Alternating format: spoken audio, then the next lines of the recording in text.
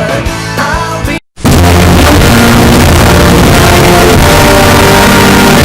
there for you.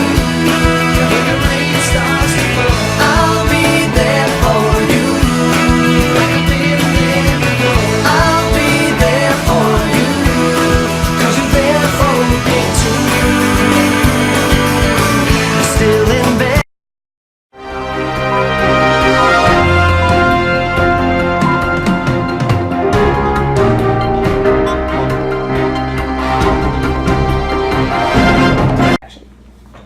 Welcome to SBLS 4, your #1 local news provider. I'm Natalie Brown. And I'm George Smith, and we're your favorite local news anchors. In today's news, the St. Louis Cardinals and the St. Louis Browns are showing promise of being the next World Series candidates. How interesting would that be for the two same city teams to rival against each other? Very. The city of St. Louis is going into a bit of a frenzy, knowing that both of the teams may be going against each other. So what's happening here in Guam, James? Oh, it's George. Anyways, as we all know, the Japanese in the U.S. have been fighting for this territory for a few years now, and there has been some talk that the U.S. is trying to take it back. Very interesting, Jack. In other news, here's your local dog in a hat. Here we have Bandido Montoya, a 14-year-old golden retriever mixed dog. He lives on the island of Guam, which is located in the southernmost region of the Mariana Islands. Bandido enjoys frolicking around, running in the grass and chasing bugs. He is very cheerful and very lively. The local Guamians love him, for he brings lots of happiness and joy in these times of despair. Losing family members in the war leaves nothing but despair and sad hearts. Native Guamians are ethnically called Chamorros. They are basically a group of Malayo-Indonesian descent with a considerable admixture of Spanish, Filipino, Mexican, and other European and Asian ancestries. Chamorros and other Micronesians constitute about half the population of Guam. On the island, the common people are required to report to Japanese authorities. It is an awful case to have to report to these foreign authorities, especially after the conditions that your country is found in. The Guamians feel very fortunate to have a fixture like Bandido, to bring them not only hope, but love and unity as well. Bandido Montoya.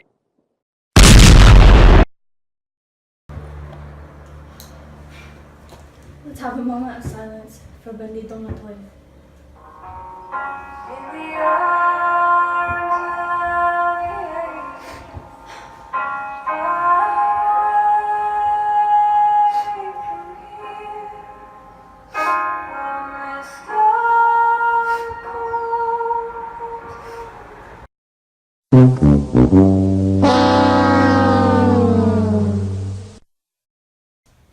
This just in, one of our live reporters is standing by.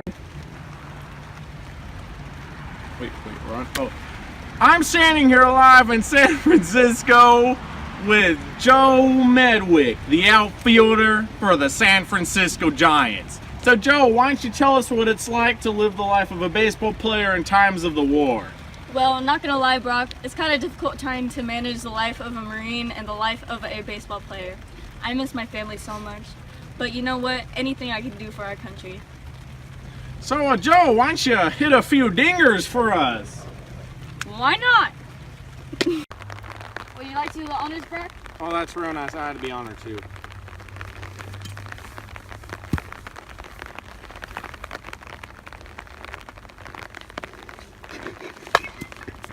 Oh, you can do better than that. You can throw better than that. Try that again, Brock. All right. Oh, that was real nice. What the f***? That was for Japan! It's a Saturday! We interrupt our program to bring you this important message. Good evening, Mr. Chow here with some authentic Japanese war bonds. War bonds are used to keep money circulating through the Japanese government so our military is funded to defeat those silly Americans. If you call this number right now, you'll be able to afford and make a payment to get a war bond to fund our military. Because those dagnam Americans need to be destroyed right now. So call now. Thank you. We return you now to your regularly scheduled program.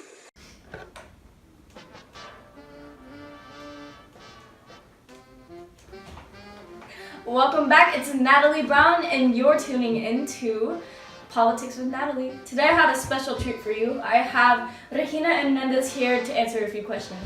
Hello everyone! Hello Hello, Natalie. Thank you so much for having me on your show today. No problem. Thank you for coming under such short notice. I am glad to see you here today, and so are my viewers. Well, I'm very glad, and I feel very grateful and very honored to be here. Well, I think that we should dive right in. Why not? The first question is, what are your thoughts on Franklin Roosevelt? Well, President Roosevelt has a very attractive mixture of experience. We all know that he was the governor of his home state, New York, and he also ran as former vice president candidate.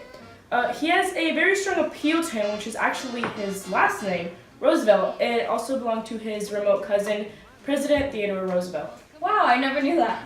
Now you know.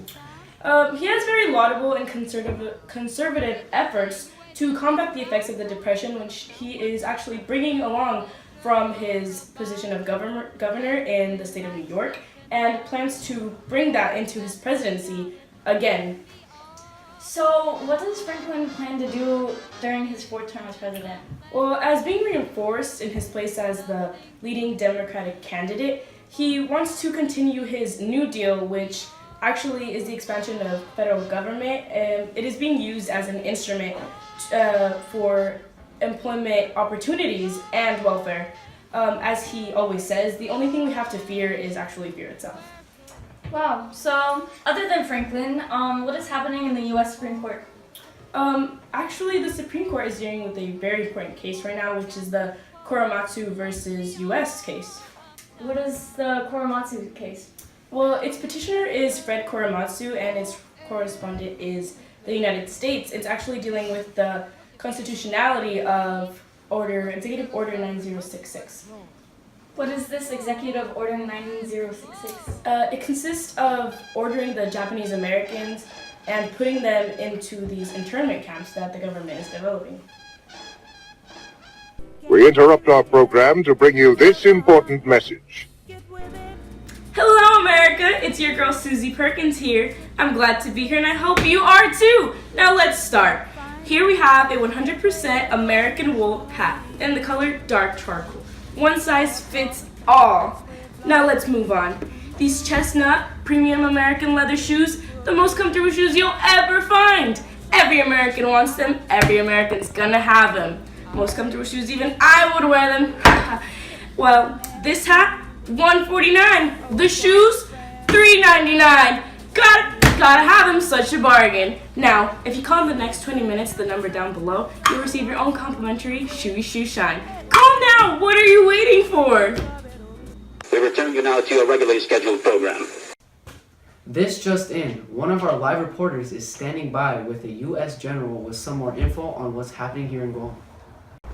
It's Brock Bunyan here, and I'm live with General Geiger. It's Geiger.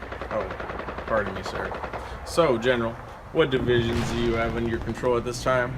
Well, I've got the 3rd Marine Division, the 1st Provincial Marine Brigade, and the 77th Infantry Division, and they're all under my prestigious control. All right. So, General, what exactly are your battle plans for all of those divisions? Well, right now we're in the north of the Ara Peninsula, and so we're just waiting on the 3rd Marine Division to land and get set up. And in the south of the peninsula, the 1st Provincial Marine Brigade, they're gonna land. And the 77th Infantry Division, they're just gonna back us all up during this whole thing. And our goal is to pin them down and surround them in the mountains. All right. So, how are things looking for America? Like, what are the morale of your troops? Well, me and my troops, we're feeling pretty good about this. We feel very confident in our skills and in our experience, so I think we got this in the bag, honestly. All right, well, you heard that, America. It's looking good for us. Yeah. Back to you guys at the station. Thank you, General Geiger. If some of you were a little confused on General Geiger's battle strategies, we have Isabella Sanchez standing by with a more accurate visual representation of the situation. To you, Isabella. Thank you, Natalie. Thank you, George. As General Allen previously stated, the 3rd Marine Division is going to enter through the southwestern region of the island, above the city of Piti and to the west of the city of Agana. Meanwhile, his 1st Provincial Marine Division is going to enter farther south of the island, below the city of Aga. Both divisions hope to cut off future shore attacks from the Japanese. Later on, the 3rd Marine Division is going to travel southward, and the 1st Provisional Marine Division is going to travel north. Both hope to unite and join forces. Throughout all of this, there's going to be a 73% chance of gunfire through the southwestern region of the island, and also 62% chance of tank war. Thank you. Thank you, Isabella. Hopefully that cleared up some confusion with General Geiger's battle strategy. So that concludes today's broadcast. Thank you for tuning in, and see you again tomorrow morning. 2,000 years later.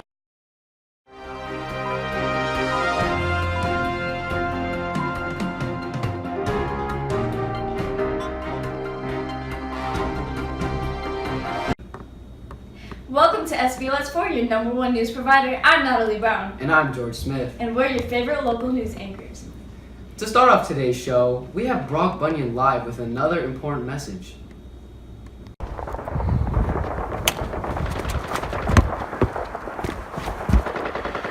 We're here live in the trenches. These conditions are rough. A lot of artillery fire. We got battalions going in from the left, some going from the right. We were holding this middle section, trying to keep them back. Got snipers. Got some reinforcements. I don't think we're getting any back at any time soon. These conditions are horrible. No food, no water. Been eating rats all day. Well, I got my boy Frank here. He's been fighting the whole time. Right out there, Brock. It's bad, it's bad.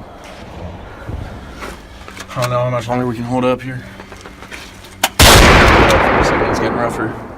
Artillery seems to be hitting closer. I don't know how much longer we can last. Rations are getting low. Not sure, Brock. Yeah, yes it is. We're doing as hard as we can. As hard as we can. Don't worry. We got this. Still out there? Oh, right there, Brock. It's not looking good. Oh man. I don't know how much longer we're gonna be here. I don't know how much ammo she has.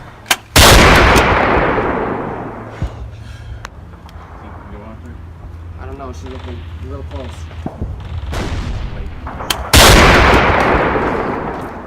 Oh no, Frank.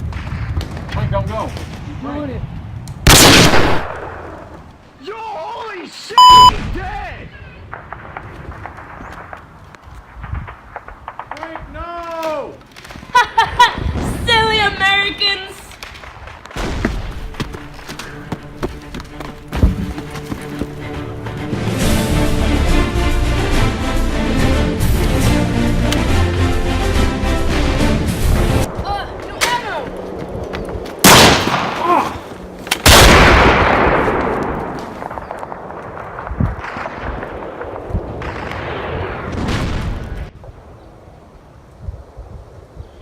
I can't describe what just happened right now.